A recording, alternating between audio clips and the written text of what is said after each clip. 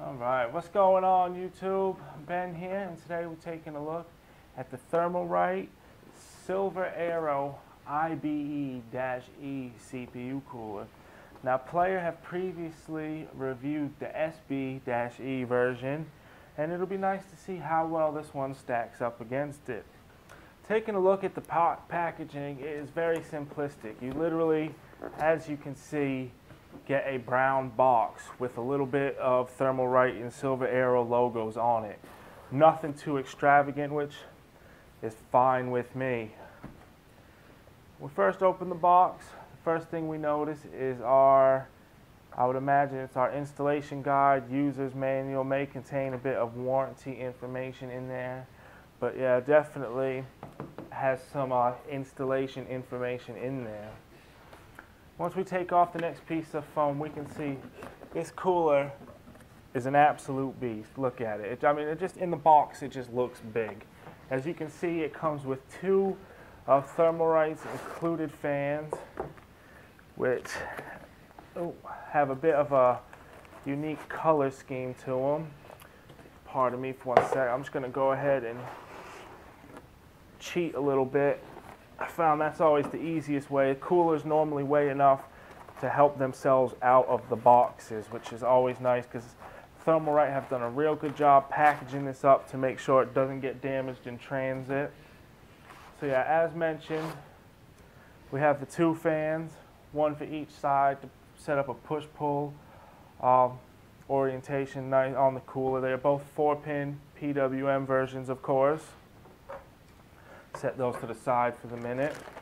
I was wondering where it was, but I believe I found the mounting hardware. They've actually, if you can kind of see here, which is quite nice, they've gone ahead and they've put it right in the middle of the cooler. So there's a nice little gap there. Ooh. Nice tight fit, that's always good. Alright, a little bit of silica gel type stuff. Now here is the cooler itself. As you can see, we have 8 heat pipes that go all the way through it.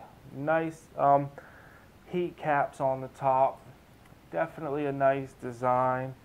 As you can see, I like this quite a bit. It's going to look real nice with the included fans on it, set up in a push-pull array.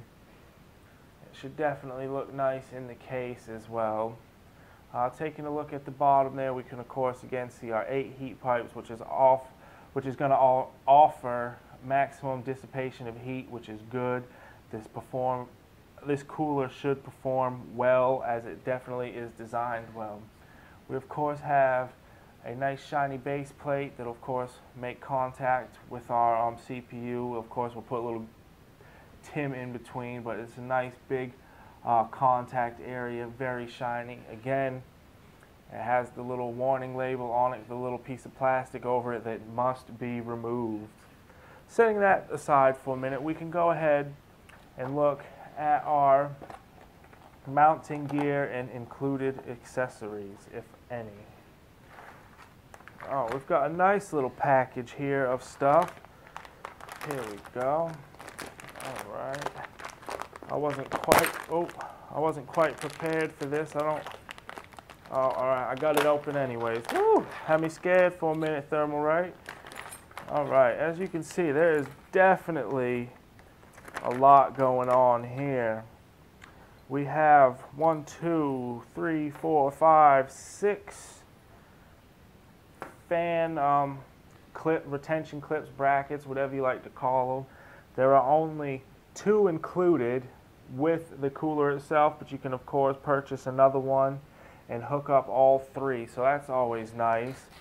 3 fans, that's a lot of cooling.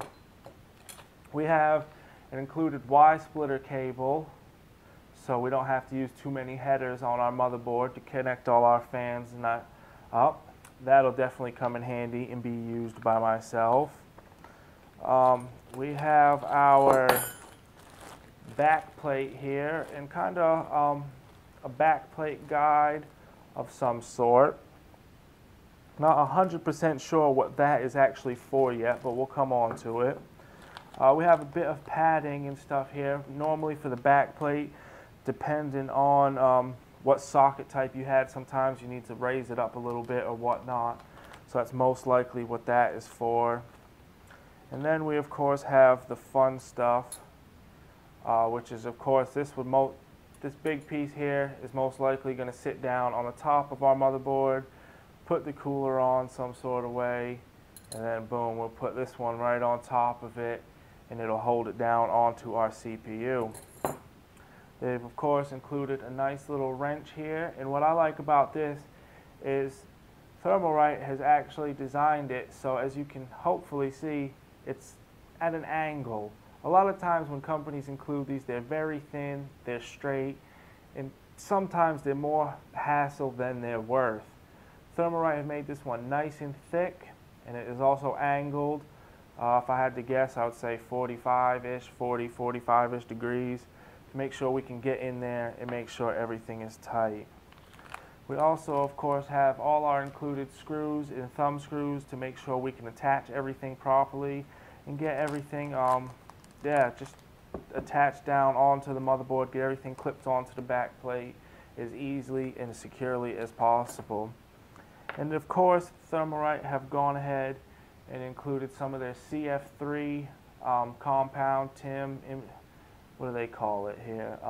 Chill Factor 3 thermal paste. They've included a 1 gram tube, so if you don't have your own, you don't have to worry. They've put enough in here. There's definitely enough for a few applications of this cooler, so no need to worry about that. Thermalright were nice enough to send this in for review, so I would really like to thank them for that. I look forward to getting it on the test bench here in the next couple of days and seeing how well it performs against some of the other coolers that Player have reviewed in the past. Again, thank you, Thermalright. Please like, subscribe, leave some comments. Let me know what you think of the video. Let me know what you think of the product. If you have one or if you've been looking into getting one, let's get a little conversation going and whatnot, chat back and forth. It's always nice to interact with people. So that's it for this one. Please check back for the review, check back for more videos in the near future, and thank you for watching.